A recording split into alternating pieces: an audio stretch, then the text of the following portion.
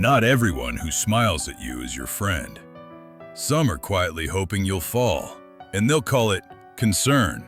They say they're just joking, but you feel the sting. They say they support you, but never when you shine.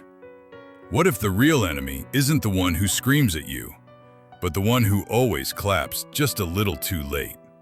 This is how hidden hatred wears a mask. And I've seen it in friends, lovers, colleagues, even in myself. They smiled at me, polite, civil, even warm. And yet, something deep inside me recoiled. Their eyes didn't match their mouth. I couldn't explain it then, but I felt it. A strange coldness hidden behind kindness. You've likely felt it too. When someone compliments you and yet your body stiffens, your instinct screams something's off. That was the beginning of my fascination with what I later came to call the shadow.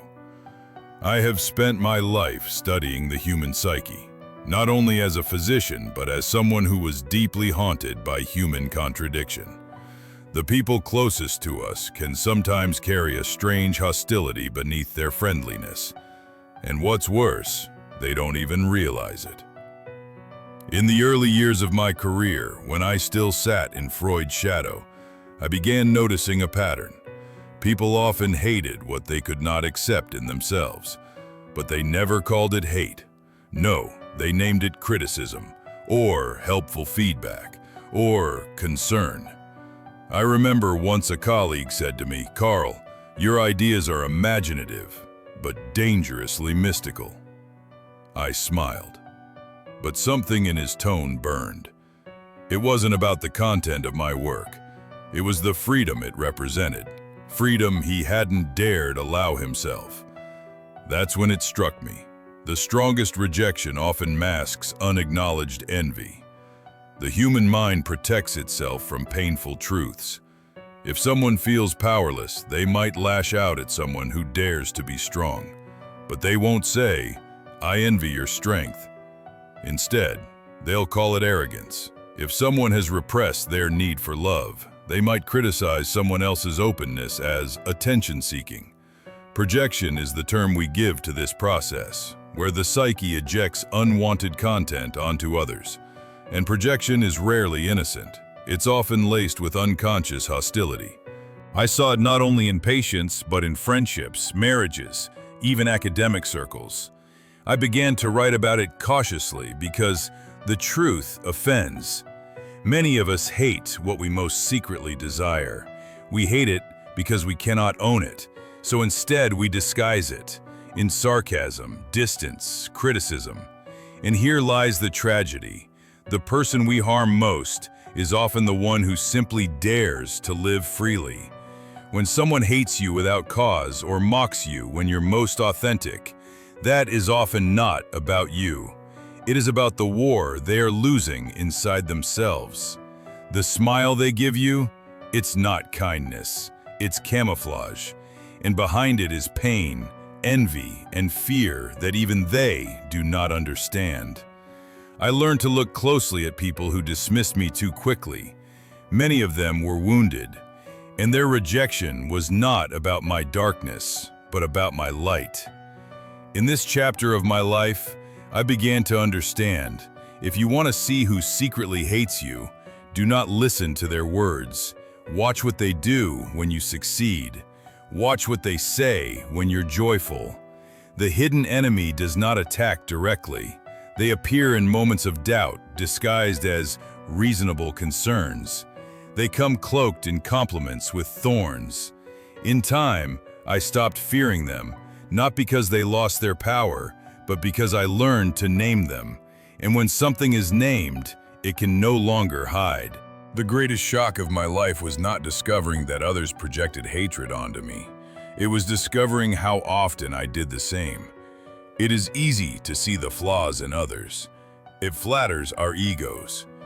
But far harder is to recognize when the very darkness we despise in others is simply our own reflection. I began to suspect this early in my career when I found myself judging a patient. Too emotional, too dependent. I labeled her hysterical. And yet, after our session, her words lingered. I felt agitated, inexplicably tense. It took days before I understood why. She had triggered something in me that I was unwilling to face. My own suppressed vulnerability, my fear of losing control. She had become my mirror, and I had hated the reflection. This realization changed everything. I could no longer pretend the projection was something others did.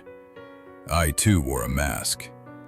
Not of politeness, but of certainty, control, detachment. And behind it was fear. The truth is, many people who secretly hate you are not even conscious of it.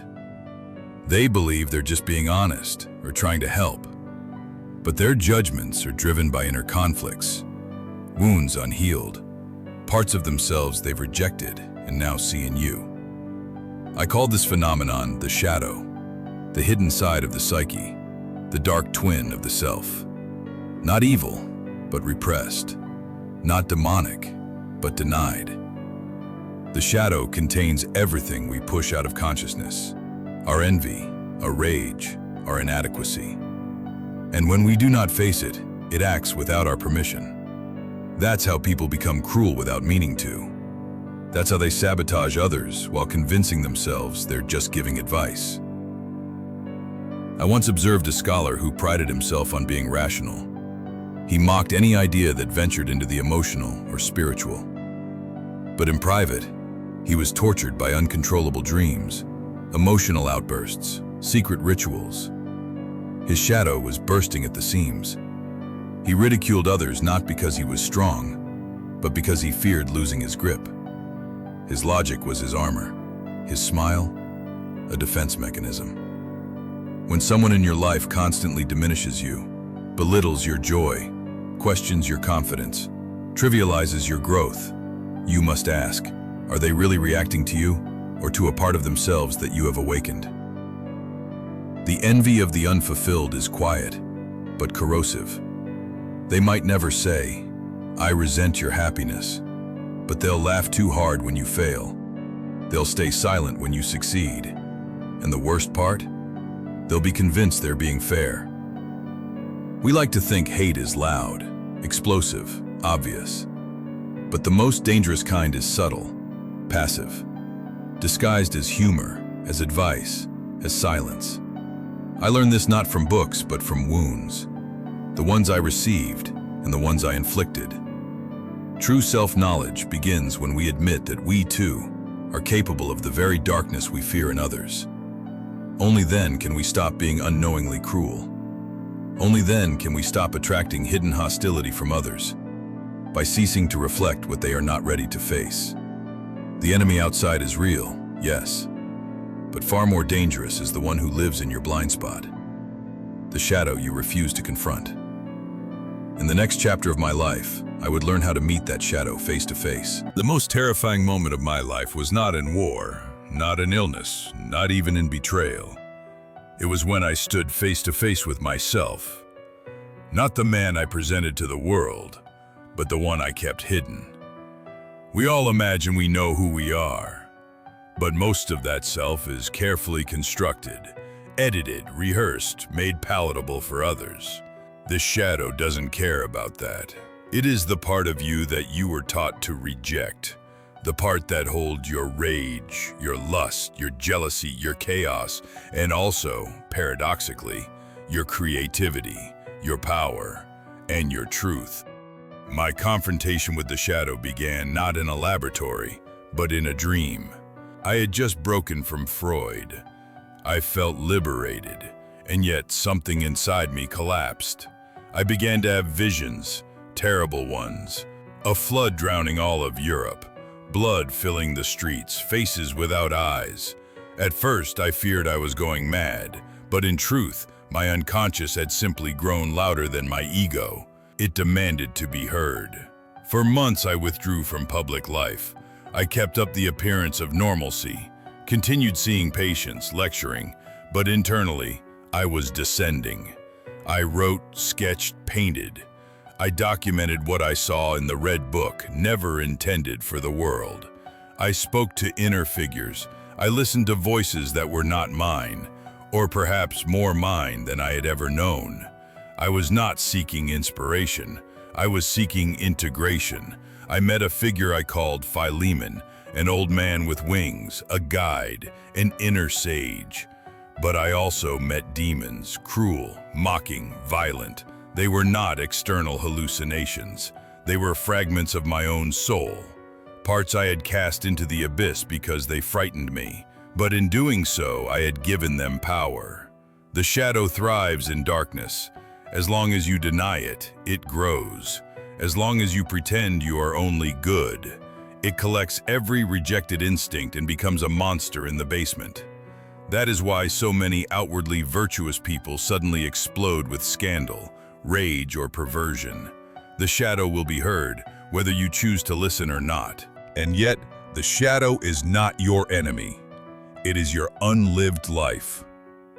Every time you said no to yourself, to your anger, your truth, your boundaries, your desire, it waited silently. It remembers everything.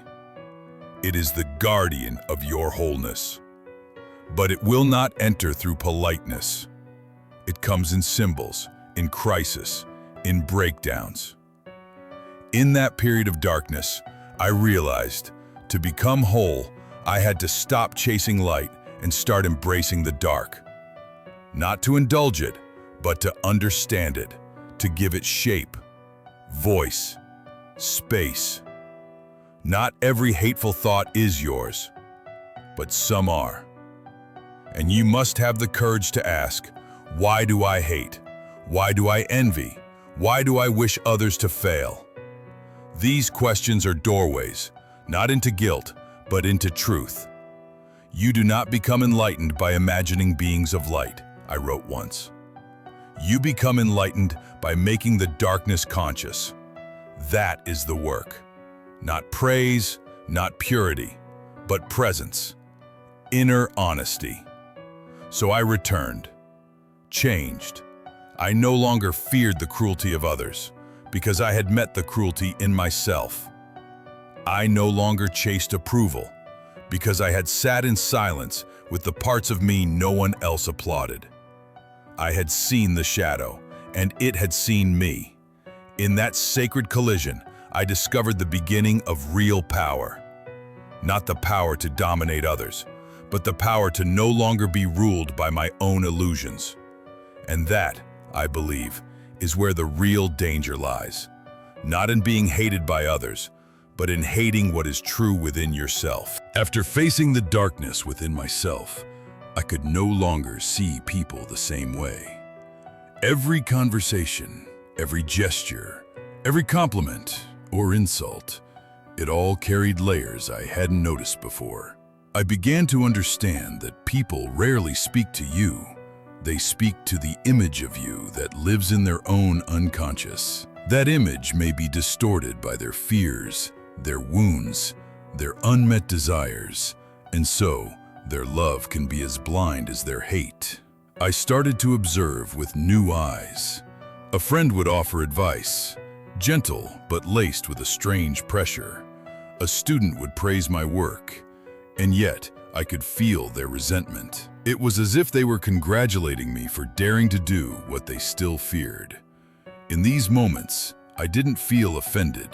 I felt sadness, because I knew that what they truly envied was not me, but their own unlived self.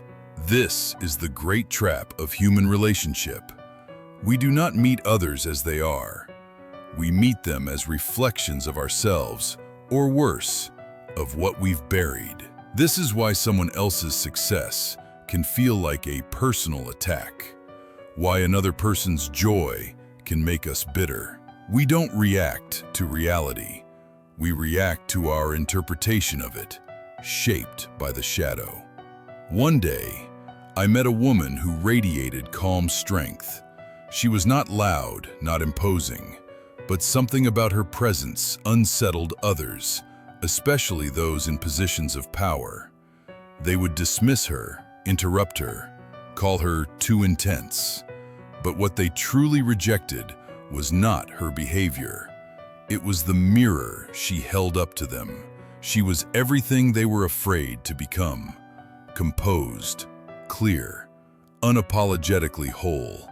And so they hated her, politely. Hidden hatred is almost always polite. It is rarely shouted. It's whispered. It wears a suit. It shakes your hand. But behind its civility is fear. That fear often has little to do with you. You've simply stepped into a part of yourself they've long disowned. In those years, I began to develop what I called symbolic perception, the ability to see through the surface of people's behavior and recognize what archetype, what wound, what unconscious story was playing out. Not to judge, but to understand. Someone who constantly seeks control is often ruled by deep inner chaos. Someone who ridicules your sensitivity has likely buried their own pain. Someone who competes with you over everything may have never felt truly seen. And someone who tells you you've changed, with bitterness in their voice, might simply mean you stopped mirroring my limitations. This way of seeing is not always comforting. It strips away illusions. You begin to realize that many relationships are based not on love, but on unconscious agreements. I won't challenge your mask if you don't challenge mine. When you grow, when you become more authentic, you often break that agreement and people leave, not because you hurt them, but because your truth makes their denial too loud to ignore. It is tempting to shrink yourself to keep the peace, to pretend, to stay small so others feel safe. But every time you do that, you betray something vital inside you, and the cost of that betrayal is far greater than any external rejection. I have lost people I loved. Some walked away when I stopped playing the role they needed. Others turned cold when I began speaking too honestly. But I have also gained something deeper. A life not built on performance, but on presence. The moment you stop being who others expect, you will meet two types of people.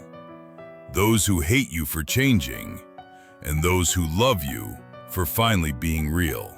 In the next chapter of my life, I would learn how to discern between them. After years of observing people, and myself, I came to a painful realization. Most human relationships are not built on love, but on control. Control disguised as affection. Agreement mistaken for closeness. Many people don't want connection. They want confirmation. They want to feel safe, not seen. They want to be mirrored, not challenged. This became most obvious when I changed. The more I integrated my shadow, became whole, unapologetic, rooted, the more people began to say, "You're not the same." But they didn't say it with joy. There was bitterness behind their words, as if my transformation was a betrayal. I used to feel guilty for evolving. Now I understand. They were mourning the version of me that made them comfortable. When someone truly loves you, they allow you to grow. They may not understand every step, but they do not punish your evolution. But those who secretly resent you will tolerate you, only as long as you stay within the image they built in their mind. The moment you break that image, the mask slips. I once had a close friend, a brilliant man, kind and quick-witted. For years we shared ideas, doubts, philosophies. But when I began exploring the unconscious, the irrational, the symbolic, he grew distant. He became sarcastic, dismissive. At first, I thought it was intellectual disagreement, but deep down, I sensed something else: fear. My journey was threatening not because it was wrong, but because it pulled him toward a part of himself he had locked away.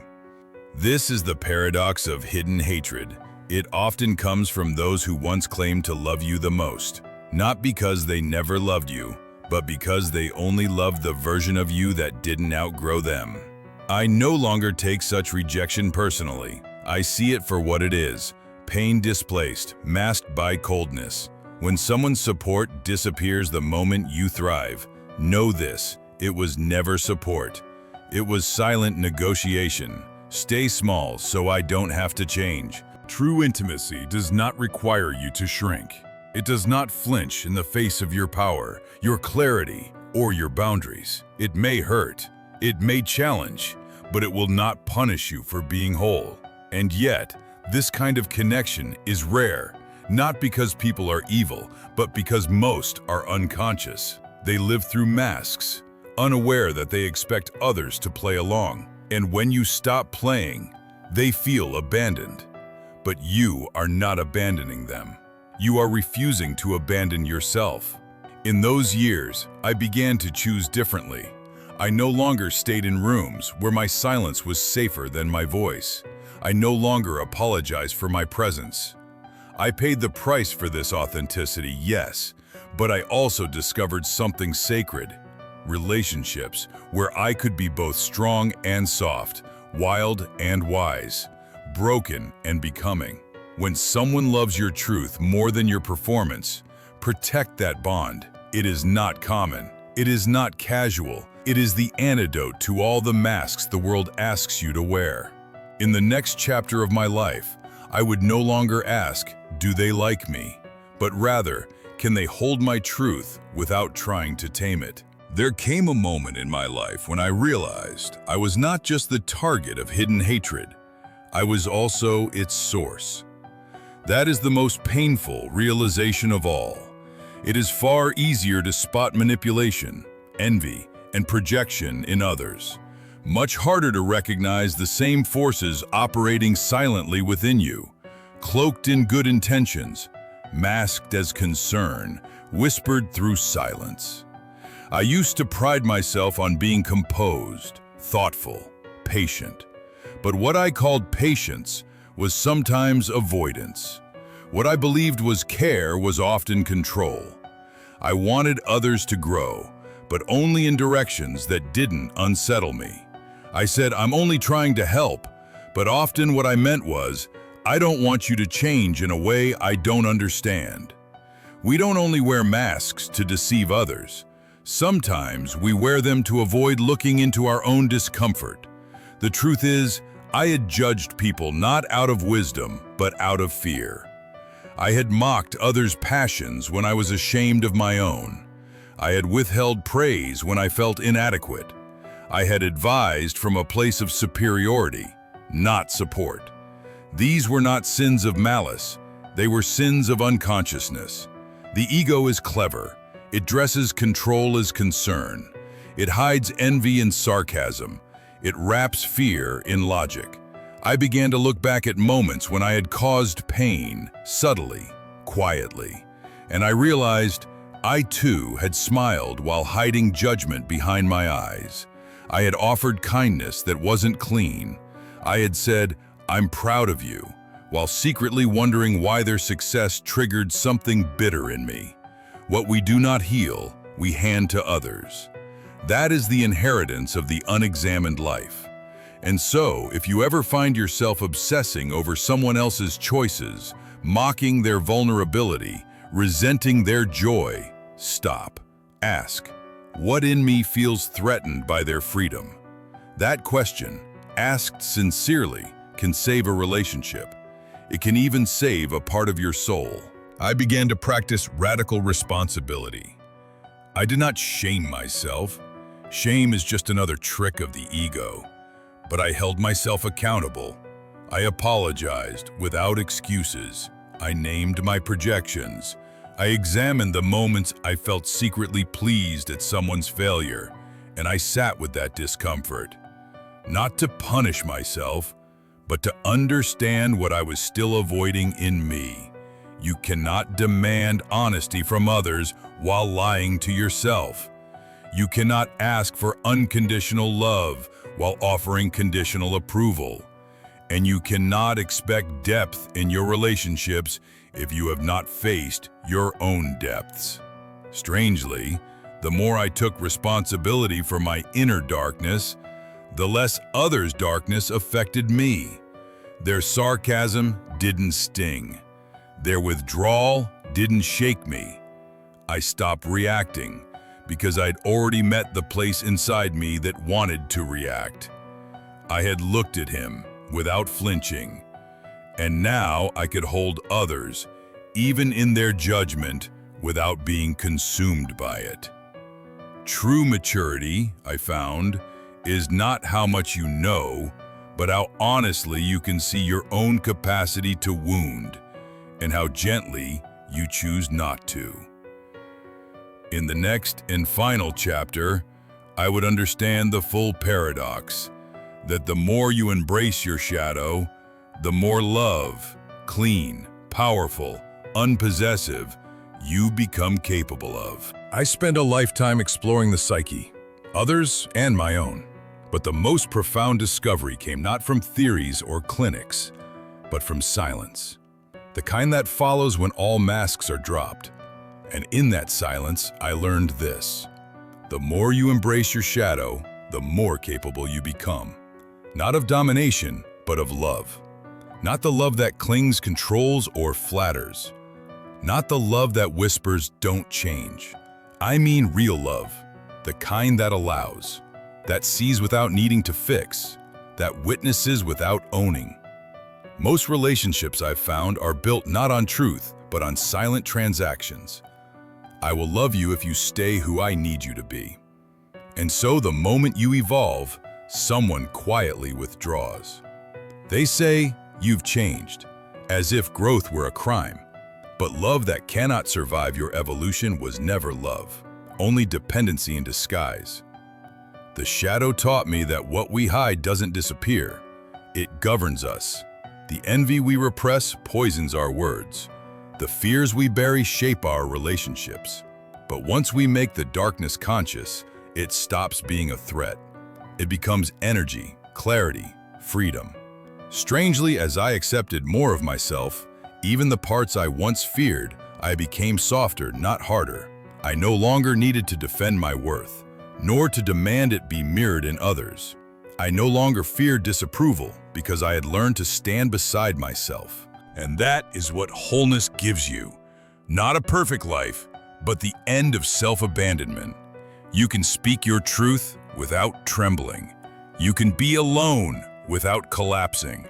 You can love someone deeply and still let them go, if staying means losing yourself.